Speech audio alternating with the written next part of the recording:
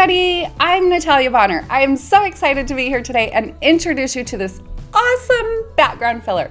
Okay, this background filler is all based on straight lines, so it's a lot of machine quilting with rulers, but it's such a fun design to quilt, and honestly, I think it's super forgiving. So this fun design is actually one of the designs from my book, Visual Guide to Creative Straight Line Quilting. If you have not picked up this book yet, I cannot recommend it enough. It's a great intro to machine quilting with rulers, but it also has tons of different designs showing you how to machine quilt step by step with machine quilting rulers. Anytime you machine quilt with rulers, you need to make sure you're using the correct tools, including the correct ruler, the correct feet. You've got to make sure you have an extended base plate on your machine. You can do this on a long arm machine or a sit down machine. You just have to make sure you have the proper tools before you begin stitching. Now, as I'm stitching out this design here today, you're going to notice my thread color. So I am using So Fine thread here on the top, bottom line thread on my bobbin. But what you're going to notice on my top, I chose to use a thread, a gray colored thread that is slightly off from my background. Now, why would I choose to do that? I want this background just to pop. I want it to create a lot of texture and almost appear like there's even more dimension, kind of create an illusion that there is. So by using an off color of thread, anytime I want to create more texture or an illusion of this is what I do. I use a slightly off color thread, quilt out my design with that. When you take it off the machine, it's going to create that cool illusion. So say I'm quilting even on a white quilt and I just want to create a little bit of extra texture, I'll use off-white thread.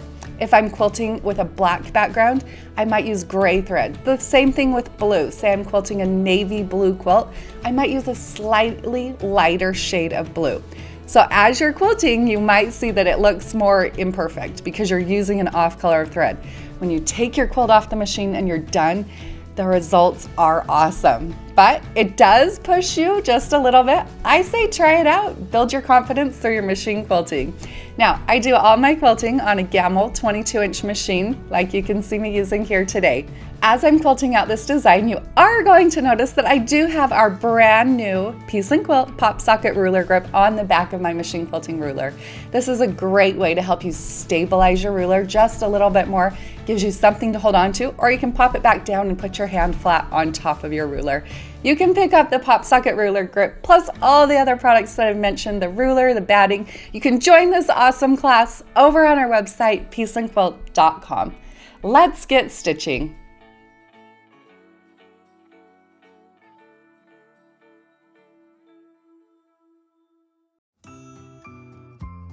I love machine quilting this background filler.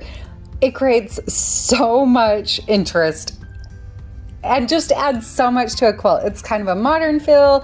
I just love it. It's so forgiving too. Now, I know you might think I'm crazy when I'm saying, okay, a straight line design can be forgiving. So you do have to be pretty precise when you're stitching over your original stitch lines, but there's no rhyme or reason. The only rules I want you to remember with this design is try to create individual triangles. So what I like to start out doing, here I'm working in kind of a controlled space, so I do have a few restraints, but all I do is start out by creating a triangle shape. Once I've created my first triangle, then I can start out and add lines to the outside of my triangle or to the inside of my triangle.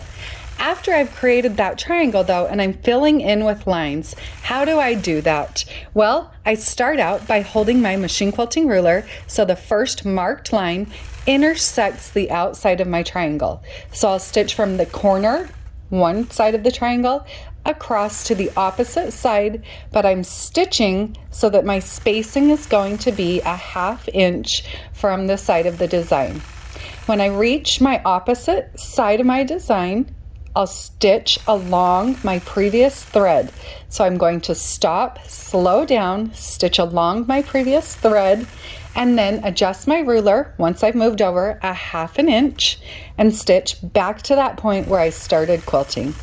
And I'll just repeat this process until I've filled in that triangle completely. Now, sometimes my lines end up so my spacing isn't perfectly 1/2 inch. that's okay with me. As long as it's overall pretty close to it, it ends up looking pretty cool. Now that I have one triangle complete, I'll start working on a second triangle. Something to think about when I say keep your triangles unique or just create triangles. When I start working on my second triangle, I don't want my threads to start stitching from the same point with every triangle. So I'm really paying attention so that my triangles, the thread starts from a different point. Now, what does that even matter?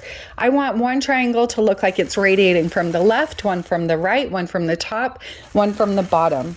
By doing that, by making those lines radiate from opposite sides so they never, the point where they begin never touches another block's point, it creates so much more texture and it really keeps the triangle shapes. So I'll continue on stitching those triangles back and forth, working my way around this design. Anytime I'm machine quilting with rulers, you'll always want to make sure you have the proper tools, including a ruler foot on your machine and machine quilting ruler. You don't want to use a rotary type ruler to do this type of work. The ruler that I'm using here is my mini 4-in-1 machine quilting ruler. And then I have one of our Piece and Quilt pop socket grips on the back of the ruler just to give me something extra to hold on to.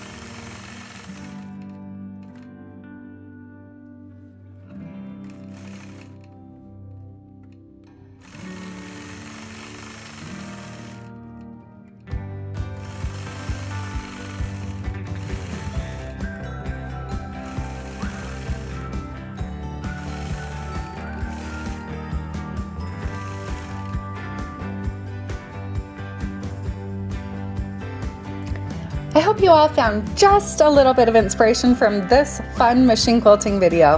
Have a great day, everybody.